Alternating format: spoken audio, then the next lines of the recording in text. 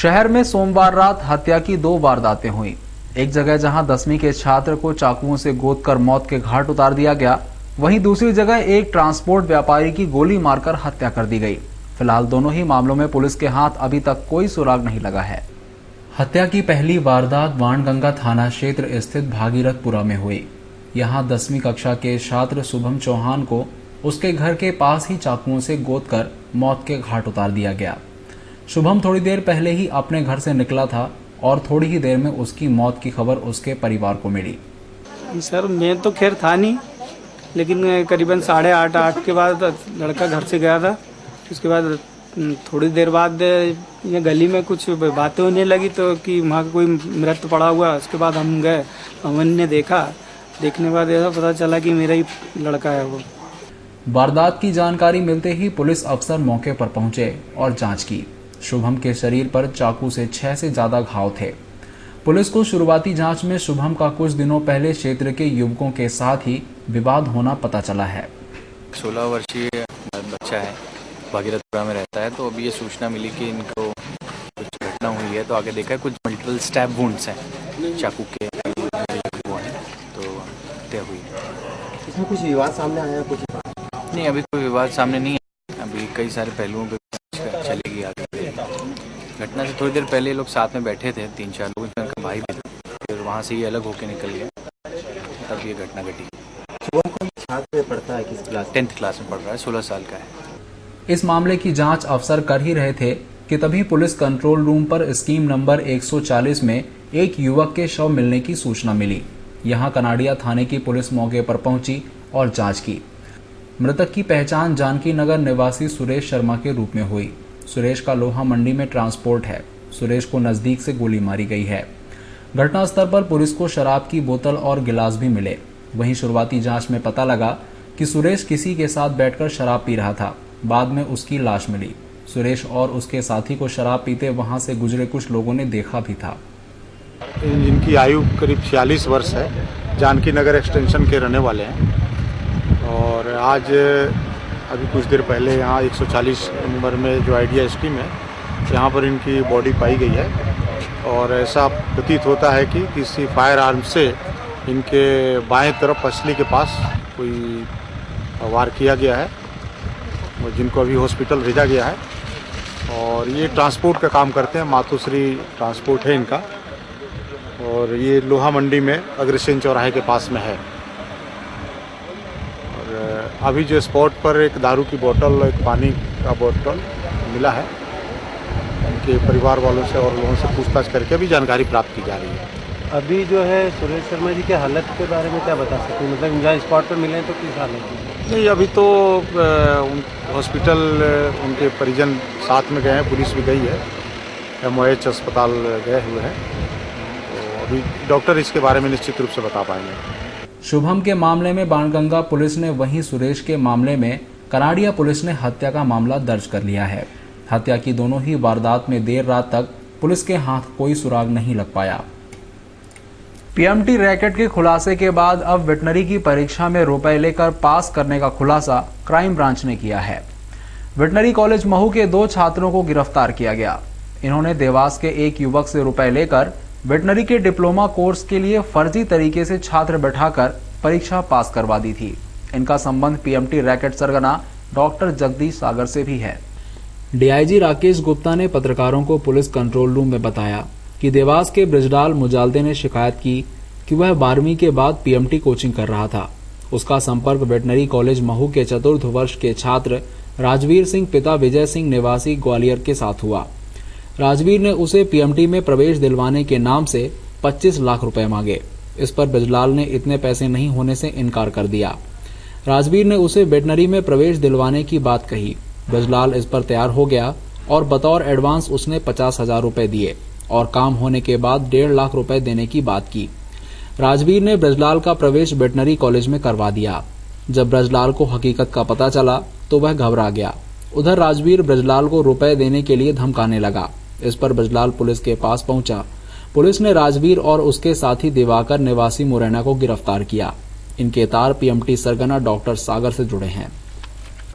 इसमें जो सुधीर राय हैं, सुधीर राय की एक पैरामाउंट कंसल्टेंसी एजेंसी चलती है जंजीरवाला चौराहे के पास। ये बेसिकली प्राइवेट मेडिकल कॉलेजेस में एडमिशन की कंसल्टेंसी देते हैं। इन्होंने MBA किया है बेंगलोर से और इनका जन्म छतरपुर में हुआ और छतरपुर में ही पढ़ाई लिखाई करने के बाद ये सुधीर बेंगलोर गया और बेंगलोर में MBA करने के बाद वहीं इसने कंसल्टेंसी शुरू की और 2009 से ये लगातार इंदौर में प्राइवेट मेडिकल कॉलेजेस में MBBS और PG में एडमिशन की कंसल्टेंसी देता है। इस बार ये खबर हमें लगी थी कि इस मॉड्यूल ने भी कुछ छात्रों का सिलेक्शन कराया है और वही मोडस ऑपरेंडी छात्रों को आगे पीछे बिठाकर व्यापम के उन्हीं लोगों को साथ में लेके ये कार्रवाई की है। अभी इन सभी को कर लिया है, आगे की विवेचना भी हमारी इसमें बाकी है। तो प्राथमिक तौर पर क्या बता पड़ा है, कितने रुपए लेता था और कितने स्टूडेंटों को अभी तक करा? अभी इन सब चीज़ों में थोड़ी सी जांच बाकी है। कंफर्म रूप से कुछ भी कहना अभी संभव नहीं है क्योंकि अभी अभी इन्हें हिरासत में लिया है। पूछताछ अभी हमारी लंबी होगी, लेकिन ये भी सिमिलर उसी मॉड्यूल का एक पार्ट है।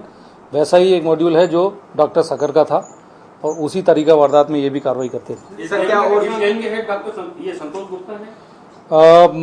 इसमें संतोष गुप्ता और सुधीर राय ये लगभग एक ही जैसी कारगुजारी इनकी थी।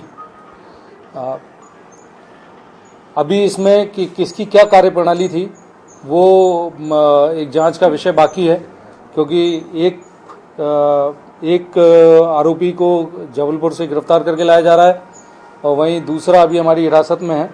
तो एक विस्तृत पूछताछ की आवश्यकता है। इसके बाद इसमें गैंग लीडर कौन है ये पता चल पाएगा। हालांकि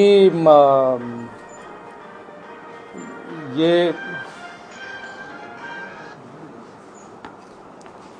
इन दोनों के आसपास ही कहीं ना कहीं इसकी गैंग की चाबी होनी चाहिए। संतोष का प्रोफाइल आप गुप्ता भी बेसिकली पहले सर आप ही बता दीजिए थोड़ा सा।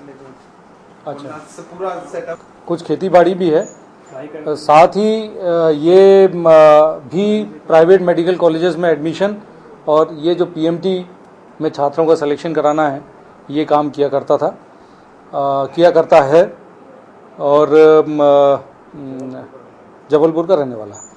सर ये जिस तरह से खुलासे होते जा रहे हैं इसमें इंदौर के कोई हॉस्पिटल या कोई कोचिंग क्लास वालों को कुछ इस तरह की? देखिए अभी इसमें आप देख ही रहे हैं कि लगातार कुछ ना कुछ नई चीज़ें हमारे सामने आ ही रही हैं और हम लोग लगातार इसमें विवेचना कर ही रहे हैं। तो जैसे जैसे जो चीज़ें आती जाएंगी वो आप लोगों के सामने आती जाएंगी। सर सुधीर तरंग के साथ मिलकर काम करता था या जगदीश सागर या इसका इंडिपेंडेंट एक और ग्रुप था? देखिए सुधीर, संतोष और तरंग ये तीनों एक ही मॉड्यूल के पार्ट। ये डॉक्टर सागर से कोई लिंक तो नहीं, ये डॉक्टर सागर से अलग होके काम करने वाला एक ग्रुप है जो बिल्कुल इसी हुबहू इसी तरीका वारदात पे काम करता है। तो सर क्या ऐसा लगता है कि कुछ निजी कॉलेजेस के जो एडमिनिस्ट्रेशन है वो भी इनके साथ मिले हुए हैं? देखिए मैंने कहा अभी जांच हमारी बढ़ रही है और जांच को हम अंतिम निष्कर्ष तक आवश्यक रूप से पहुंचाएंगे। तो अंतिम निष्कर्ष में जो चीज़ें देखेंगी वो जरूर करेंगे। कुछ संकेत दिए हैं पूछताछ में? नहीं, अभी तक तो मैंने कहा कि अभी जांच जारी है और जांच के बाद कितने छात्रों को इसमें कुछ छात्रों को इसने कराया है। हालांकि संख्या बताना तो अभी संभव नहीं है, लेकिन अच्छी संख्या में इसने छात्रों को कराया।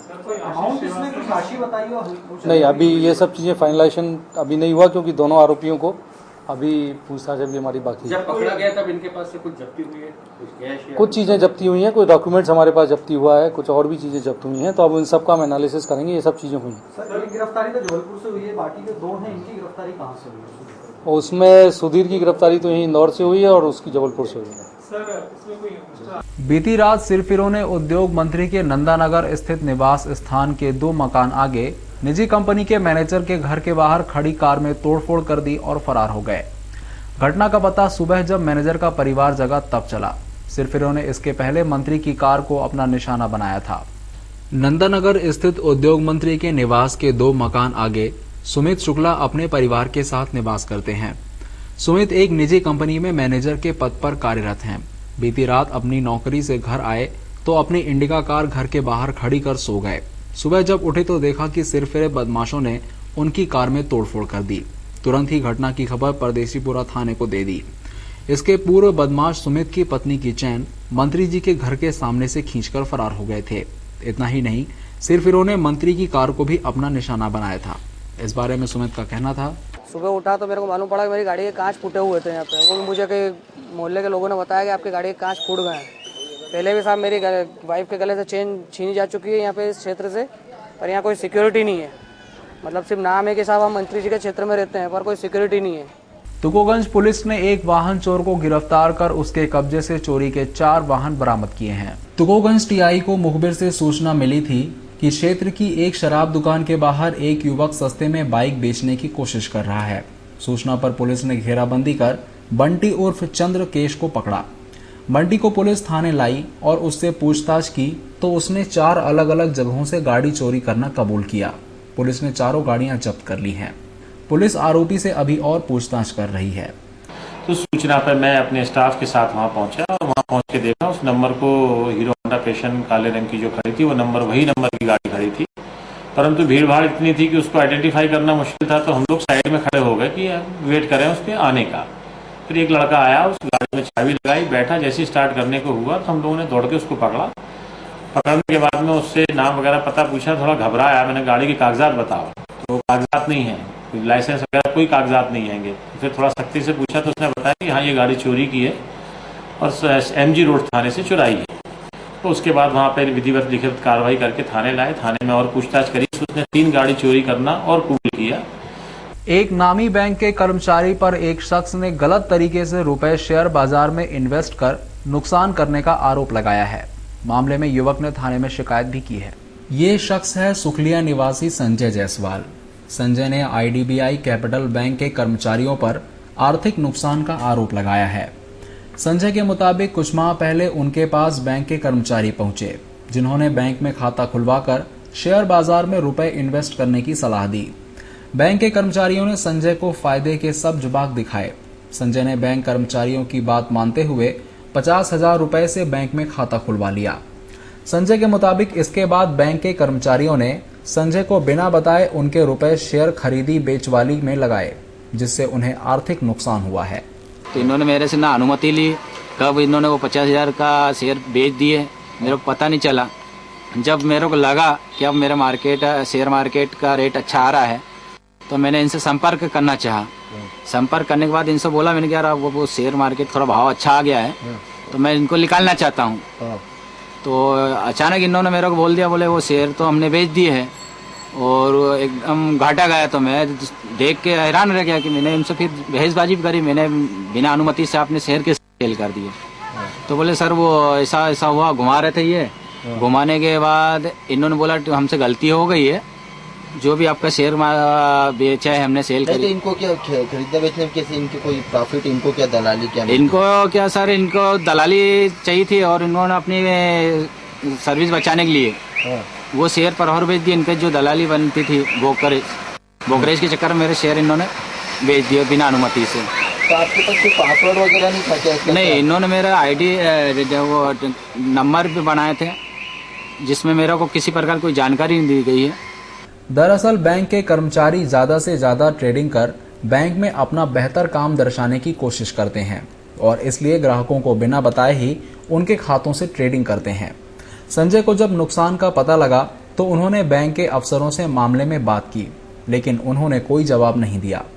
संजय को जब ये पता लगा और भी ग्राहकों को इस तरह से बैंक के कर्मचारी ने नुकसान पहुंचाया है तो उन्होंने मामले में विजयनगर थाने में शिकायत की, साथ ही रिपोर्ट में केस भी लगाया है।